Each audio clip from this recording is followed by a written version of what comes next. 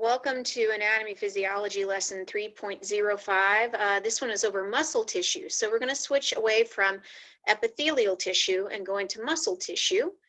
Let me share my screen. Now, I don't have a summary page for this, and the reason is because we have three different categories of tissue, and with epithelial, we saw that all the epithelial tissue had closely packed, no blood supply. It had common characteristics. The only characteristic we really have between all the different muscle tissues is that, excuse me, the job of the muscle tissues is to get movement, is to produce movement of some kind.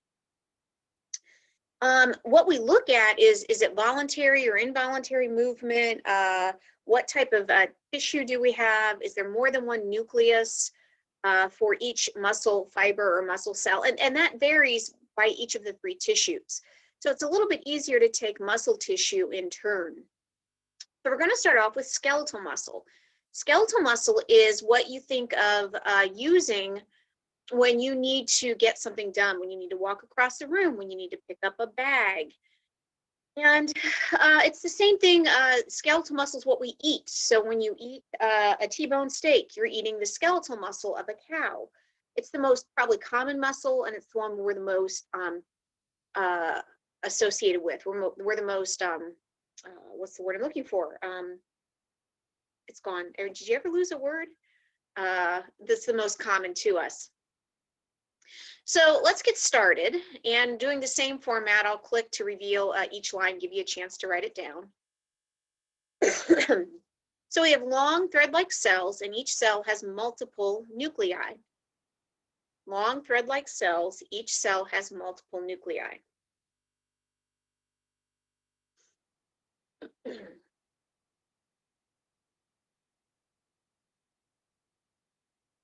Okay, so it turns out this long structure here is a cross section of one muscle cell. We call muscle cells skeletal muscle cells, muscle fibers. And guys, they can be up to 2 feet long. That's a really long cell, one cell. Well, if you had a nucleus and it's a 2 foot long cell and your nucleus is up here and you need to do some protein production down here, but all the DNA is up here, that's not very convenient. So what we see is this muscle cell, and this is, again, a cross section of what could be a very, very long cell. Each of these purple dots is a nuclei. So on this one, I've got 1, 2, 3, 4, 5 nuclei. This guy's got 1, 2, 3, 4, 5, 6, 7, 8, 9, 10, 11, 12 nuclei. These guys have a lot of nuclei, multiple nuclei. All right, next.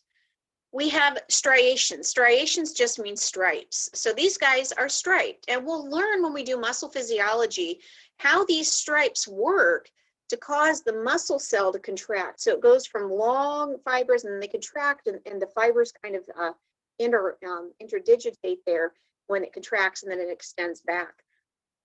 That's possible because of the striations. So they're directly involved in movement.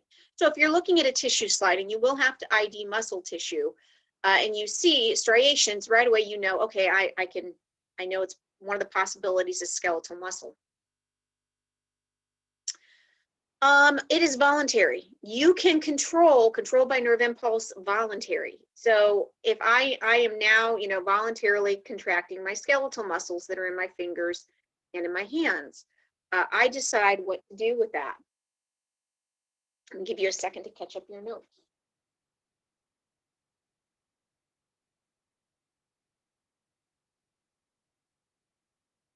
All right, next. We can't, a muscle cell can't undergo mitosis, but a skeletal muscle cell can't undergo mitosis, but it can repair itself, and your body can make new ones. So it can take your existing skeletal muscles and it can make them larger, or we can also create brand new ones, but from I think it's like a stem cell, but we can't do, they don't undergo mitosis. So we don't have, PMAT for skeletal muscles. And each of these categories is something we have to consider for our three groups. What's their shape? What's their pattern? Are they striped or not? How are they controlled, and can they divide, or can we create new ones? Let's see if there's anything else I want to say about skeletal muscle cells while we're here.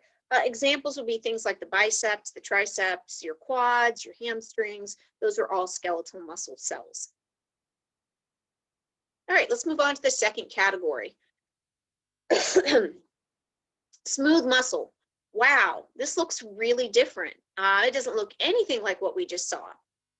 All right, well, the first bullet point here, there are no striations, and it's a little bit difficult to see where, let's see if I can find a good one. So I'm going to outline, I'm putting my cursor around the edge of a smooth muscle cell. Let me do another one up here. So here is a smooth muscle cell. They have a spindle shape. So sometimes people call this a spindle. It's kind of an old-fashioned term for a spool, but they're thin on the ends and thick in the middle, but they are not striped.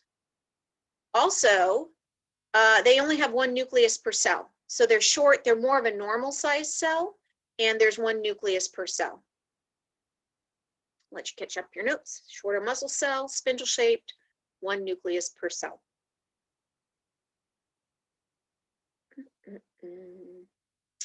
All right, finally, their location. We actually have a couple of different locations. You have them all around. They're in the lining of the small intestine and the large intestine. It helps push food through. It's in the esophagus. I don't know how many locations I have. Okay, so it is involuntary. Let me give you a second to catch up, and I'm going to give you some more locations that aren't written down.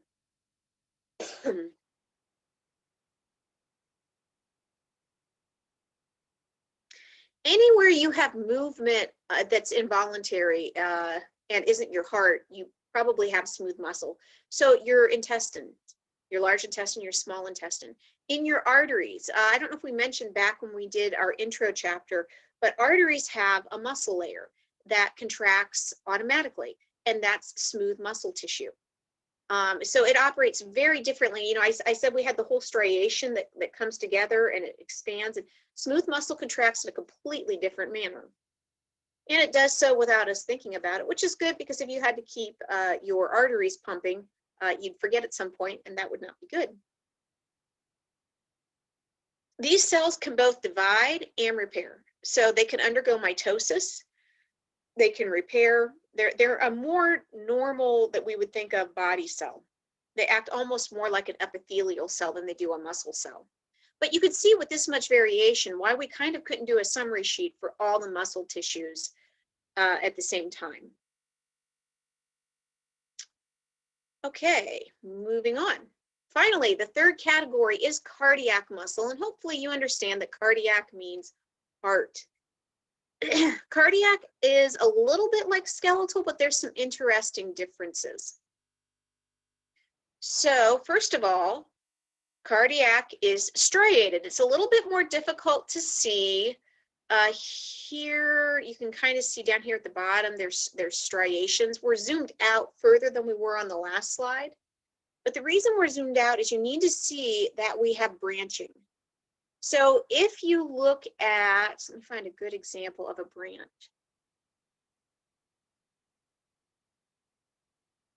I'm going to pull up a different slide at the end because I don't see a really great example of a branch. But what happens is on a really good example, you'll see these lines. So these aren't striations. These are something different. We're going to learn what these are called, but you'll see one of these, they're called intercalated discs, and then you'll see a branch go off this way and a branch go off this way, and you'll see another one of these discs and it'll branch off. You can kind of see it here, I guess. It kind of branches off here and branches off here. But we do have striations, and it's a little easier to see at the top and especially here at the bottom. Second, we have tight junctions. These are where the muscle fibers tie together. Everywhere you see one of these, whoops, how do I go back? I don't know if I know how to go back. Everywhere you see one of these lines, this is a tight junction. And I don't know if I have it written down. It's called an intercalated disc. So the junctions are called, and I'll spell it for you, intercalated, intercalated disc. So here's the function. Remember, everything that we see, form follows function. Your heart, all your cardiac muscles in your heart exist in this single organ, and the entire heart has to beat in this rhythm. And so you have to fire at one point, and the muscles have to follow. So you have to have a pattern across the whole organ. These intercalated discs, by connecting each muscle fiber end to end, provide that one of the ways that the heart has connectivity to fire in such a unified way. So again, that's the intercalated discs, intercalated-discs. And I'm looking at those here, here, here, here, here, here, here, here. Each muscle fiber has a single nucleus, so it is a uninucleus. Location is the heart, and it is involuntary. You cannot control. Now, you can think thoughts that might get you excited, that might speed your heart up, or you can let yourself get sleepy and your heart rate will slow, but that's a reaction of your thought processes, not you thinking, okay, I want my heart to speed up now. You can't do it.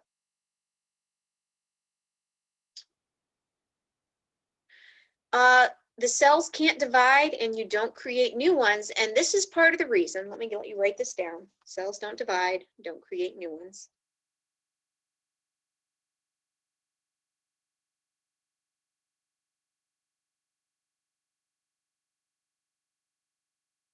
This is the reason a heart attack's a big deal. When you have a heart attack, you lose your blood supply to areas of the heart, and your heart muscles, the cardiac muscle, can die. The cells can die.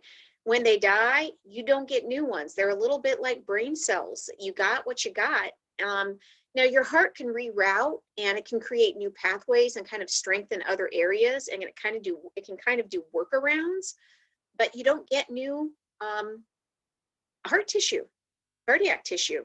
So that's why you have to be very proactive in your care of your cardiovascular system. So again, some of these multinucleus, single nucleus, some of them are voluntary, involuntary. And in terms of division, I can tell you on the test, one of the things that you will have is you'll have a bank, and it'll say, it'll say A is cardiac, B is skeletal, and C is smooth. And I'll give you a prompt, and it'll say produces movement. Well, you're going to have to put A, B, and C next to that. You're going to say, if it says cells can't divide and you can't create new ones, you're going to put cardiac next to that. So you're going to have a multiple answer bank on muscle on your test. All right, let's say a little bit about nervous tissue. Nervous tissue. And this is one type of, down here it says neurons. Those are the cells of the nervous tissue, of nervous tissue. So here I have like 5 neurons, 1, 2, 3, 4, maybe 4. And this is just, there's not just one type of neuron. There's lots of different neurons. We're going to study kind of a typical neuron when we get to nervous tissue. But they're found in the brain, spinal cord, and peripheral nerves. And again, I'll pause. Can you hear my cat? I think he's having a hairball. That's not good. You okay there, Master Chief Cuddles? They are, they sense changes in your surroundings. You have sensory neurons. So part of your neurons are your sensory neurons. And they transmit impulses to other nerves, to muscles, to glands. Basically, it's communication. And we are only going to mention this. We'll look at a couple of neurons, slides of neurons, and they're really easy to identify. You've got these darker central bodies with these long processes coming off. We'll find out these are called dendrites. These are called axons. There's some good dendrites. And we'll get into the anatomy of a neuron in much more detail later. All right, so our takeaways today with this are our 3 categories of muscle tissue. all the details about those. We mentioned nervous tissue. So I'm going to stop sharing my screen, and I think that'll be everything we need to go over today. Thanks for watching and have a good day.